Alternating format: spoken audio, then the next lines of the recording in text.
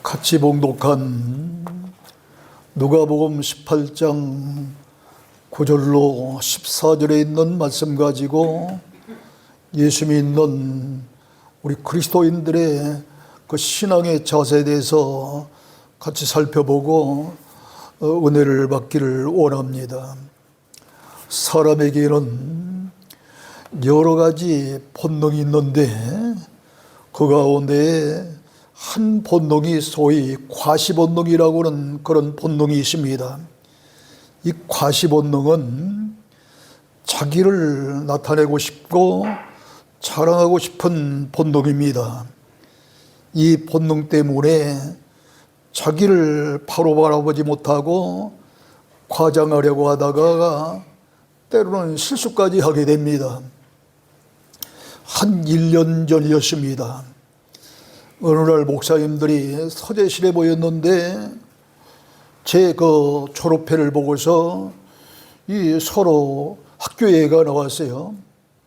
그러다가 어느 한 목사님이 제 그 학교에 이 마크가 새겨져 있는 모자와 이 마우라를 보더니 그걸 좀 저를 달라는 거예요. 왜 그러느냐 그랬더니 아이 그냥 줘요. 뭐 목사님 패 있으니까 됐잖아요. 그러다 줬어요. 그 사람 틀림없이 그 마우라 아니면은 이 모자를 보고서 다른 사람들이 그도 제가 나온 학교를 나왔으리라 그 짐작하기 위해서 이 과시본능 때문에 그런 건 아닌가 그런 생각을 가져봤어요. 여러분, 특히 누가 묻지도 않는데 자기 학력을 자랑한다거나 누가 묻지도 않는데 교세에 대한 이야기를 한다거나 뭔가 드러내고 싶어하는 그러한 그 사람들이 얼마나 많은지 모릅니다. 근데 이 본문에 보면은 바리새인과 세리라고 하는 두 사람이 기도가 소개되고 있는데 이 가운데 바리새인은 그 기도의 내용을 보면은 다른 사람들처럼 토색이나 불이나 간음하는 자들과 같지 아니하고 세리와도 같지 아니함을 감사하나이다. 저는 일해에 무려 2번씩이나 금식하고 소득의 11조를 드립니다 하고 기도를 했습니다. 그런데 세리는 멀리 서서 감히 저 하늘을 바라보지도 못하고 가슴을 치면서 하나님이여 불쌍히 여기셔서 저는 죄인입니다 하고 기도했습니다. 바리새인은 자기를 의로운 사람으로 드러내고 싶고 또 세리는 자기를 죄인으로 보고 가슴을 치면서 용서해달라고 기도한 거예요.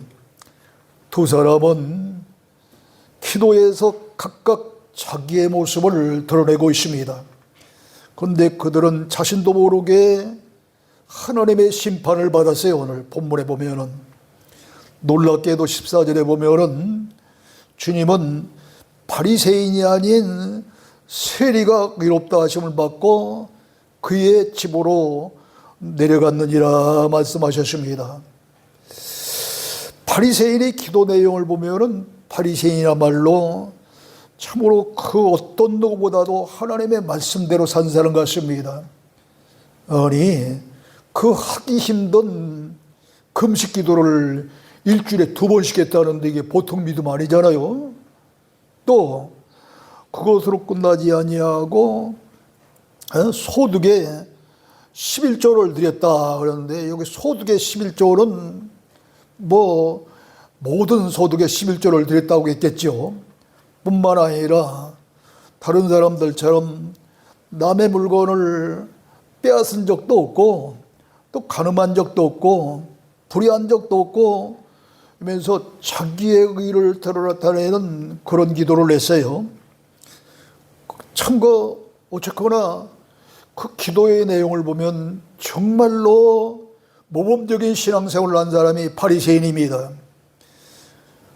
그 반면에 세리는 가슴을 치면서 감히 하늘도 우러러보지 못하고 나는 죄인으로서이다 불쌍히 여겨주시옵소서 하면서 하나님 앞에 간절한 마음으로 자기의 죄인됨을 스스로 고백하면서 기도했습니다.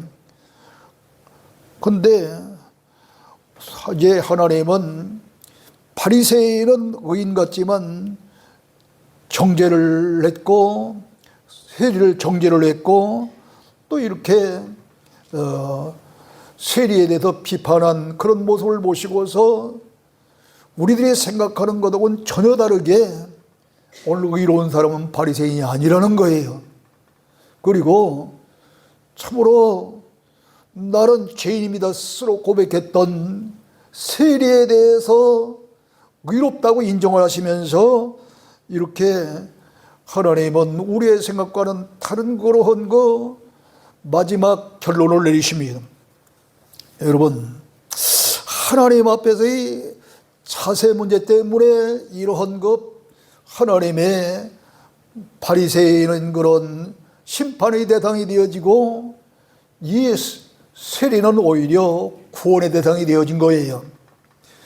바리새인은 토색도 하지 아니하고 불의도 행하지 아니하고 가늠도 행하지 아니하고 세리처럼 부정축제도 하지 아니하고 일주일에 2번씩 금식하고 10의 일주를 드렸는데 얼마나 성경적으로 살았습니까? 조금도 흠잡을 데 없는 그런 사람입니다. 그러나 그는 올바르게 살았고 이렇게 신앙생활을 잘했습니다 하면서 자기의 의를 드러내고 자랑삼아 이야기한 거예요. 그리고 세리를 비판하고 정죄한 겁니다. 그러나 세리는 가슴을 치면서 하나님이여 저를 불쌍히 여겨주시옵소서 저는 죄인입니다 하고 자기의 삶을 돌아보면서 스스로 죄인됨을 고백했습니다. 이렇게 우리 가운데도 바리새인처럼 의롭게 살았으므로 떳떳하다고 자랑삼아 말하는 사람이 있는가 하면은 세리처럼 나는 죄인입니다 하면서 이렇게 자기를 부끄럽게 생각하는 그런 사람도 있어요. 그러나 하나님 앞에서는 바리새인처럼 자신의 의로움을 내세우거나 교만과 독선에 빠져 다른 사람을 심판하거나 정죄하면은 하나님께서는 오히려 그를 죄인으로 취급하시는 것을 보게 됩니다. 사실상 툭툭 털어도 먼지 안 나는 사람이 어디가 있겠어요? 아무리 의롭게 산 사람이라 할지라도 어떤 누구든지 잘못된 것이 있고 허물이 있고 죄된 것이 있는 거예요. 그런데 감히 이 바리새인은 전혀 죄에 대해서는 논하지 아니하고 자기의 의로운 그런 일 그리고 자랑삼아 이야기하는 그런 내용만 기도하면서 외친 겁니다. 그러므로 하나님 앞에서는 누구나 자기의 죄인됨을 발견하고 겸손한 사람이 인정을 받고 하나님 앞에 축복의 대상이 될 줄 믿으시기를 주님으로 축원합니다. 요한복음 8장 3절로 11절에 보면은 어느 날 서기관들과 바리새인이 음행 중에 현장에다 잡힌 그런 여인 하나를 끌고 예수님 앞에 옵니다. 그리고 와서는 선생이여 이 여자가 간음하다가 현장에서 잡혔나이다. 모세는 율법에 이런 여자를 돌로 치라 했는데 선생은 뭐라고 말씀하시겠습니까? 하고 여쭙니다. 사실은 이들이 몰라서 묻는 것이 아니라 예수님이 어떻게 나오는가 시험하려고 묻는 거예요, 이 사람. 그때 예수님은 대답은 안 하시고 엉뚱하게 무슨 말씀하시나 하면은 누구든지 너희 중에 죄 없는 자는 먼저 그 여자를 돌로 치라 그럽니다. 이 말씀을 듣고 저들이 가만히 생각하니까 그래도 소위 양심이라는 게 있잖아요. 각각 자기를 돌아보니까 다 허물이 있고 잘못 있고 죄가 있거든요. 그러니까 어른들로부터 시작해서 젊은 사람들의 일까지 다 가버리고 마지막에는 예수님과 현장에서 가늠하다 붙잡혀온 이 여인만 단 둘이 남아있어요. 그때 예수님이 이 여인을 향해서 나도 너를 정죄하지 않으니 가서 다시는 죄를 범하지 말라 하셨습니다. 이렇게 예수님도 가늠한 여인을 향해서 정죄도 하지 아니하고 심판도 하지 아니하셨습니다. 요한복음 3장 17절에 보면은 하나님께서 예수님을 이 세상에 보내신 이유에 대해서 아주 정확하고 간단 명료하게 말씀하셨어요. 하나님이 그 아들을 세상에 보내신 것은 세상을 심판하러 보내신 것이 아니요 저로 말미암아 세상이 구원을 받게 하려 하심이라 그랬습니다. 그런데 본문에 등장하는 바리새인이나 요한복음 8장 3절로부터 11절에 등장하는 이 서기관들과 바리새인들은 다른 사람들을 비판합니다. 정죄합니다. 아니 모세의 율법을 따라서 돌로 쳐 죽이려까지 했습니다. 우리는 분명히 알아야 됩니다. 심판할 자격도 없고 어떤 누구한테 심판받을 그럴 필요도 없는 거예요. 우리는 다 구원받아야 될 대상이고 심판은 마지막 날에 하나님으로부터 받는 것이지 사람으로부터 심판받는 게 아니라 이 말. 오히려 하나님께서는 가늠하다 현장에 붙잡혀온 그러한 여인을 향해서 예수님이 말씀하신 내용을 보면은 어떤 간음을 더 중히 여기고 어떤 간음을 경히 여는지 아실 수 있어요. 하나님은 오히려 육적인 음행보다 영적인 음행을 더 크게 취급하시고 오히려 그 죄를 못 넣은 그런 하나님이십니다. 그러기에 야고보서 4장 4절에 보면은 간음하는 여인이여 세상과 벗된 것이 하나님과 원수됨을 알지 못하느냐. 그런즉 누구든지 세상과 벗이 되고자 하는 자는 스스로 하나님과 원수되는 것이라 그랬습니다. 이 이야기는 세상에 치우친 자가 간음한 자라는 거예요. 지금 우리가 주일날은 어떤 일이 있어도 교회에 나와서 하나님 앞에 간절히 경배하며 예배하는 날입니다. 물론 갑작스레 가족 중에 이제 불상사에 질병이 걸렸다거나 어떤 사고를 만나면 못 올 수 있는 거예요. 아니 부모님이 돌아가시거나 가족 중에 죽음에 이르면 못 올 수 있는 거예요. 이러한 불가항력적인 일 외에는 여행 간다고 주일 빠지고 세상에 잔치집 간다고 주일 빠지고 이런 거는 하나님보다 세상을 더 사랑하는 일입니다. 분명히 잘 깨닫고 이들은 간음한 여인을 향해서도 오늘 본문에 있는 이 세를 향해서도 손가락질할 자격이 없고 오히려 내가 간음한 여자와 같은 세상을 벗삼고자 하는 하나님의 원수된 자로구나 하고 깨닫는 이 시간이 되어야 될 줄로 믿습니다. 요한일서 1장 9절에 보면 하지만 만일 우리가 우리 죄를 자백하면 그는 미쁘시고 의로우사 우리 죄를 사하시며 우리를 모든 무리에서 깨끗하게 하실 것이요 그랬어요. 그러므로 어떤 죄를 졌다 할지라도 그 하나님 앞에 나와서 간절히 회개하며 자백하고 이렇게 기도하면 용서받을 수 있게 되니 얼마나 감사한 일입니까? 그러므로 사도 바울도 로마서 4장 7절로부터 8절에 보면은 시편 32편 1절로 2절에서 다윗이 고백한 그런 말씀을 이용해서 불법이 사함을 받고 죄가 가려짐을 받는 사람들은 복이 있고 주께서 죄를 인정치 하려는 사람은 복이 있도다 이렇게 말을 한 것입니다. 그렇습니다. 하나님 앞에 어떤 죄를 졌든지 간에 잘못되었으니 용서해달라고 기도한 그런 사람이 하나님으로부터 제사함을 받게 되고, 또 그렇다고 해서 죄가 없어진 것이 아니라 있지만 가리워주시는 그런 복을 받고, 죄가 있지만 인정치 아니하시는 그런 복을 받는 그 사람이 그 어떤 사람보다도 복 있는 사람이라는 겁니다. 여러분, 다윗은 우리아의 아내를 범하고 완전 범죄를 저지르기 위해서 그의 남편 우리아를 전쟁마당에 보내서 아예 이렇게 그를 죽여버린 살인자가 되었습니다.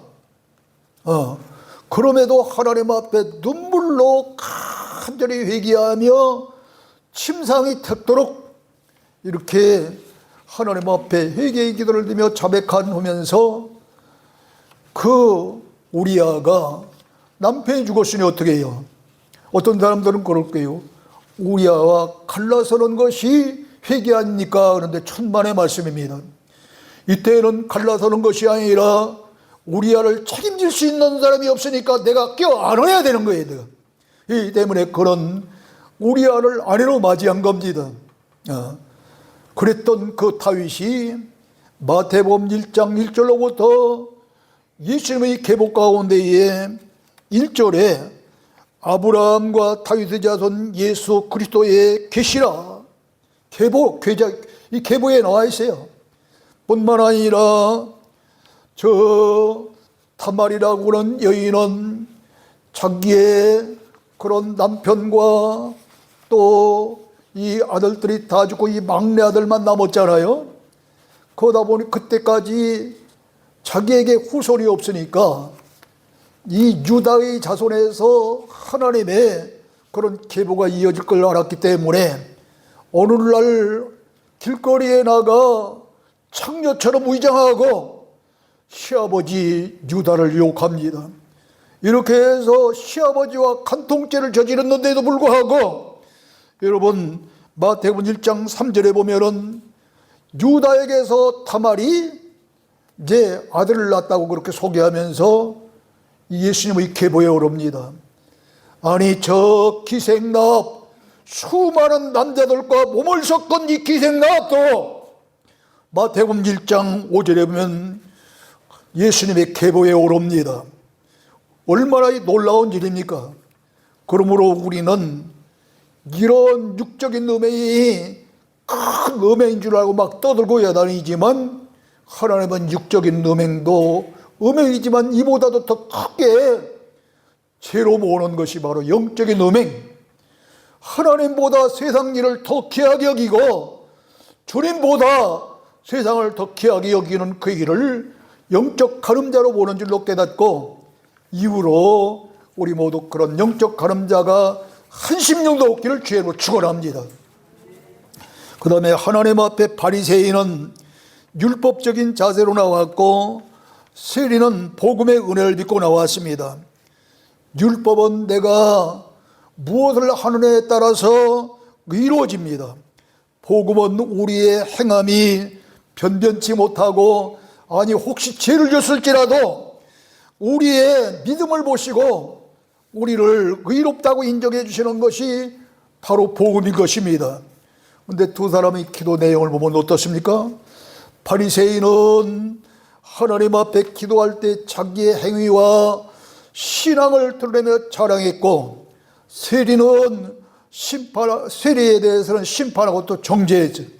그러나 세리는 스스로 자기가 죄인이라고 죄인됨을 고백하면서 하나님 아버지 저를 불쌍히 여겨주시옵소서 하면서 이렇게 고백했기 때문에 큰 그 은혜를 받은 것입니다.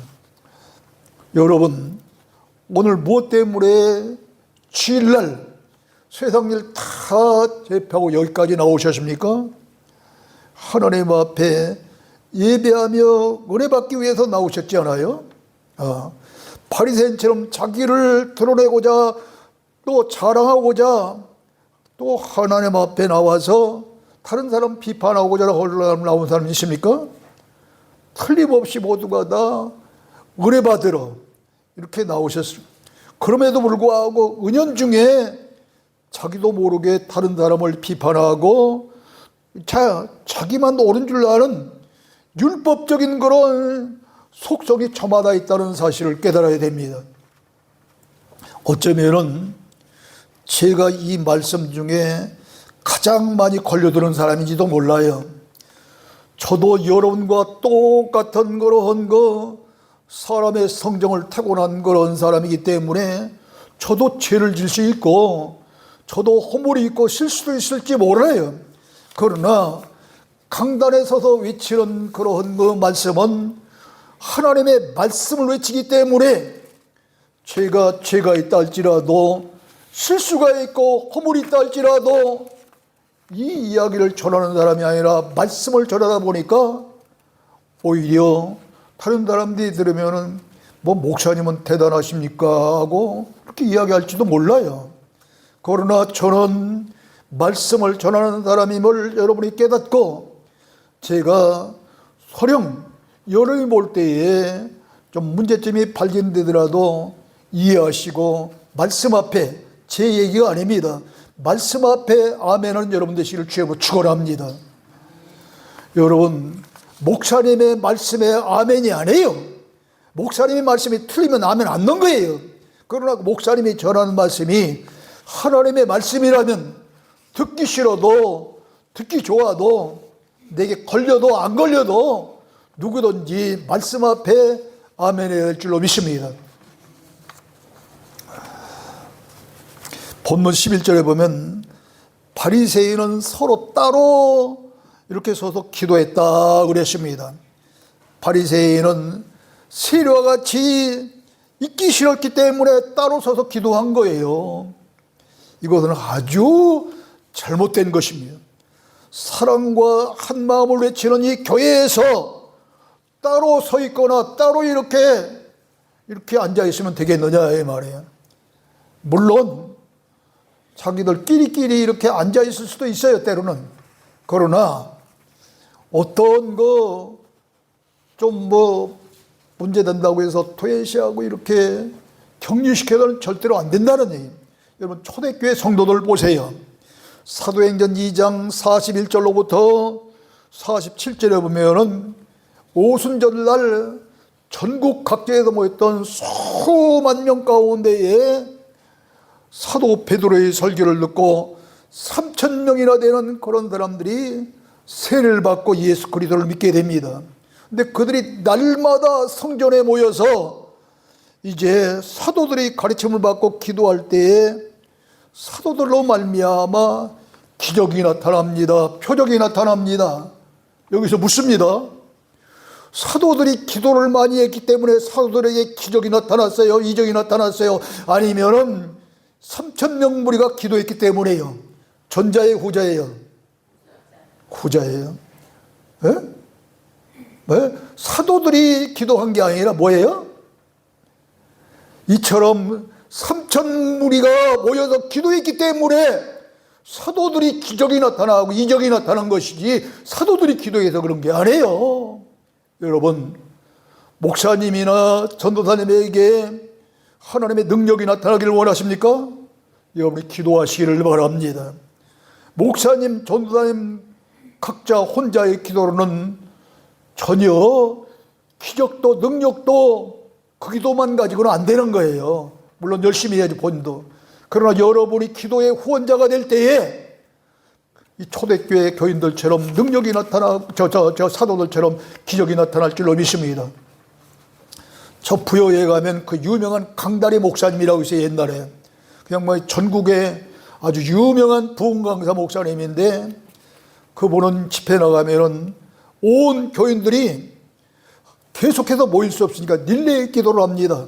밤낮 쉬지 아니하고. 그러니까 강다리 목사님이 가는 곳마다 기사와 이적이 나타났어요. 사도교회 성도들까지 기도한 거예요. 이들은 그것으로 끝나지 아니하고 가진 것을 팔아서 가난한 사람들에게 나눠주면서 성전에 모여서 같이 음식을 떼며 떡을 나누면서 이러다 보니까 세상 사람들이 야, 이 교회는 달라도 좀 달라구나 하면서 칭찬까지 하는 거예요. 그러다 보니까 주님께서 날마다 구원받는 자들을 더 늘게 하셨더라 그러십니다. 이처럼 이런 교회가 될 때에 교회가 부흥되어지고 발전되어지는 것이지 괜히 되는 게 아니에요. 여러분, 바리새인처럼 따로 서 있을 것이 아닙니다. 초대교회 성도들처럼 같이 있고 겸손하게 회개하는 성도들이 되어야 될 줄로 믿습니다. 바리새인은 하나님 앞에서 할 일만 다 하면 구원받는 줄 알았고 착각한 율법적인 신앙을 가진 겁니다. 세인은 자기를 돌아볼 때 때로는 부정한 그런 그 세금도 받아 챙긴 일도 있고 또 하나님 앞에 할 일을 제대로 못했고 이걸 깨닫고 하나님 아버지 저는 죄인입니다 하면서 간절한 마음으로 불쌍히 여겨달라고 구원한 겁니다. 내가 제발 기도한 겁니다. 그러므로 우리도 바리새인처럼 신자다운 사람이라고 증명하려고 할 것이 아니라 세리처럼 주여 저는 부족합니다. 저는 죄도 많고 물이 많습니다. ton서 뭔지 안 나는 사람 없다니까요. 하나님 앞에 스스로 이렇게 죄인됨을 고백할 수 있는 저와 여러분이 되어야 될 줄로 믿습니다. 이제 마지막으로 우리도 세리처럼 하나님이 임하시는 자리에 서야 하는 것입니다. 바리새인은 자기의 길을 내세웠습니다. 그러므로 하나님부터 의롭다 인정을 받지 못한 겁니다. 그러나 세리는 자기의 의는 한 가지도 내세우지 아니하십니다. 아무리 악한 사람이라도 의로운 것 한 가지쯤은 있을 거 아니에요. 그런데 세리는 전혀 이러한 그 의를 내세우지 아니하고 오로지 죄인됨을 자백하고 하나님 앞에 불쌍히 여겨달라고 기도한 거예요. 주님 앞에서는 내 역량이 얼마나 되고 내 능력이 얼마나 되고 문제가 아니라 내가 얼마나 죽었느냐, 내가 얼마나 버렸느냐가 문제인 것입니다. 그러기에 바울은 고린도후서 12장 10절에서 그러므로 내가 그리스도를 위하여 약한 것들과 능력과 궁핍과 박해와 곤고를 기뻐하노니 이는 이제 내가 약한 그때 강함이라 이렇게 고백한 줄로 믿습니다. 그렇습니다. 자기라고 하는 이 자아를 포기하기 전에는 주님의 능력이 나타날 수 없는 것입니다. 주님이 나를 위해서 일해 주시는 분이라고 하는 이 사실을 알 수도 없습니다. 내 자신이 알아서 하리라 하는 그런 사람에게 뭐 때문에 주님이 개입하시겠어요?